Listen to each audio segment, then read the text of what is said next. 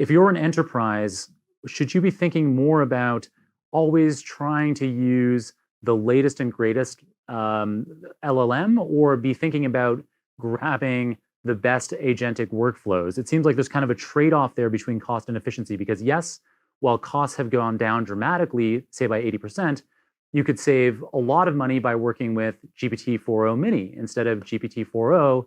And so if I can be using that cheaper GPT-4o mini and getting better results by leveraging a more effective agentic workflow, it seems like, do you think that's the way to go for the most part?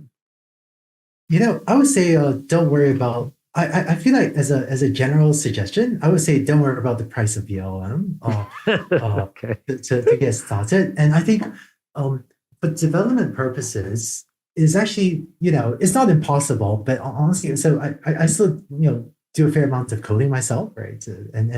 And sometimes I would be spending all day on a weekend coding, for many hours, experimenting, and then I find at the end of the day, I just ran out like a $5 OpenAI bill. Yeah. Right. Yeah. And now it is possible. There are some agentic workloads that can get more expensive. It is possible to run out, tens of dollars, maybe low hundreds of dollars, but it's actually cheaper than you would think. And so what I advise most teams is the hardest thing is just building something that works. That's still pretty hard. So use the best model, build something that works.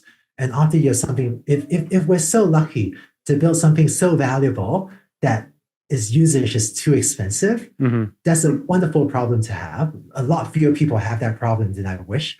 But when we have that problem, we then often have tools to lower the costs. But I think that a lot more people are worried about the price of using these generative AI APIs than is necessarily the case. And the most important thing is, so I would say use the best model, use the latest best model.